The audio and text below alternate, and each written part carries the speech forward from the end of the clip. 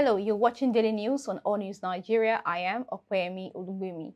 Here are the headlines for today. MC OLUOMO faces prosecution over UNCOUTH statement. RHODES-VIVOUR tags former Lagos Labour Party chairman BIPOLAR. Tinubu cancels birthday colloquium.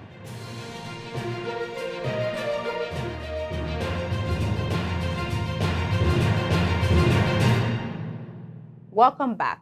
Now the news in detail.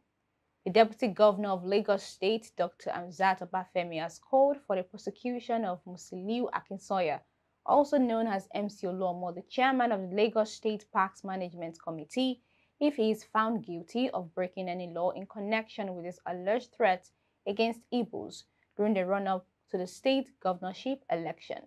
He was actually referring to one woman that is Mama Chinedu or something like that. So there is a video that shows that, and that woman said, well, he was talking to me, and that we've been friends, or he's been my customer for years, that he was talking to her. So, so I don't know. I don't know the facts. I don't know the facts. So, but people should examine the facts, and if in truth he has broken the law, of course he must pay for it. It's as simple as ABC. So it's not, but my point, which I want to make, because we all diminish this country when we actually exaggerate what happens. That's my point. My point is that you have an election where you have this number of polling units and you have less than 1% that has a problem. And we now make it look as if that 1% is more important than 99%. I think that's just outrageous. We should not diminish our country and say the election is bad. No. This is a great election. Recall that MC OLUOMO allegedly issued a threat to Igbo people to stay at home during the governorship election in Lagos State on March 18 if they did not want to vote for the ruling All Progressives Congress APC's candidate. This was seen in a viral video in which the loyalist was addressing the gathering and in warning their Igbo neighbors not to bother going to the polling unit if they intended to vote for candidates other than the ruling party.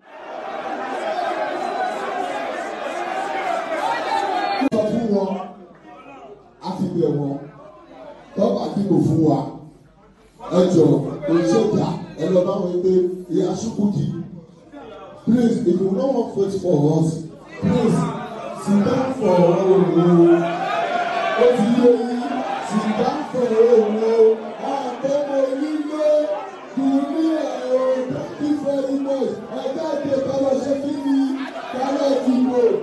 Following criticism, MC OLUOMO attempted to clarify his remarks, claiming that he spoke in a playful tone and was addressing a lady named Iyachukudi, not the Igbos in Lagos. Yomi, Mama Timo dárúkọ ní meeting pé Iyachukudi tó bá di vote fún mi má wọlé. Èmi ń jókì ni o.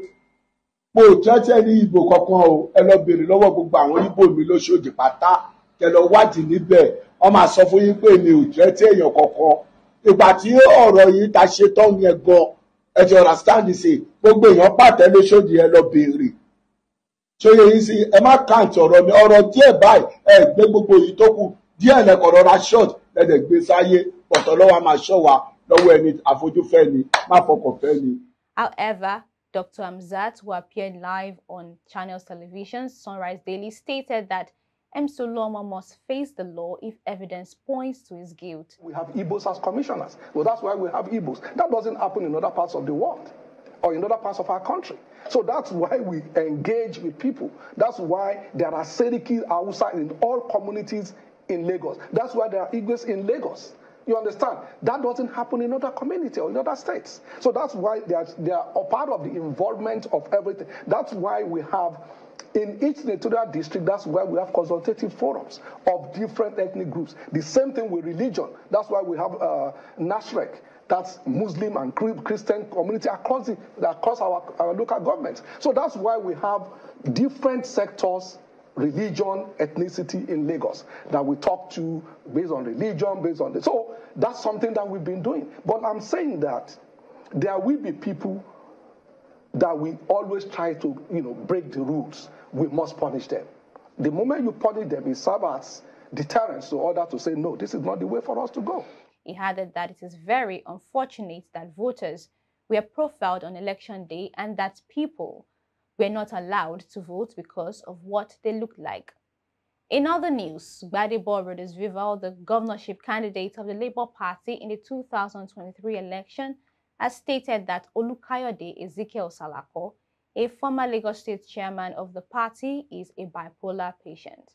RHODES-VIVOUR made this known in a post on his Twitter handle on Tuesday, noting that his condition is used by others to manipulate him for political gain.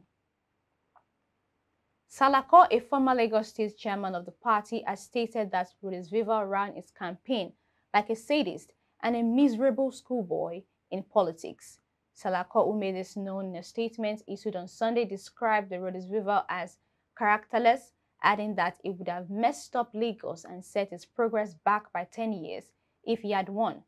He said all of them in the party were committed and passionately involved when the party won the presidential election in Lagos State on February 25. He, however, noted that on March 18, it was more of only RHODES-VIVOUR, his NSAS, few obedient people, and the emergency friends he imported from abroad at the tail end of the project. Finally, on the news, President-elect Bola Ahmed Tinubu has cancelled his 74th birthday colloquium and instead fixed prayers for the country. Tinubu will be 71 today, Wednesday, the 29th of March. Since I've been back and forth with prayers in the morning, I didn't pay attention to the news, and I've just been informed of a very sad incident in our country.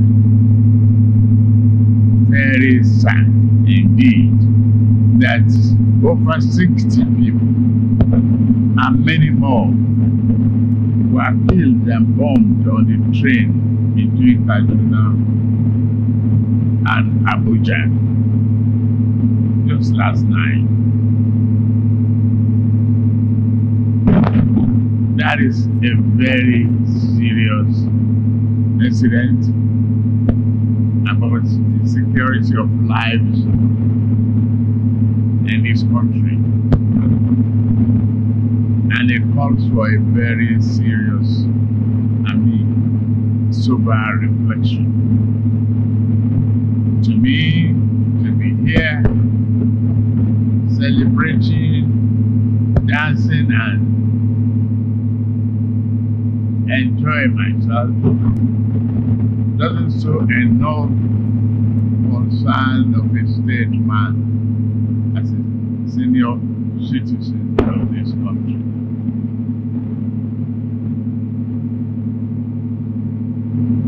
I will urge the two clergies who are here present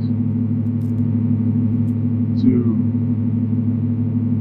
continue to pray, and every one of you to go home and pray. The former governor of Lagos usually marks his birthday with a colloquium.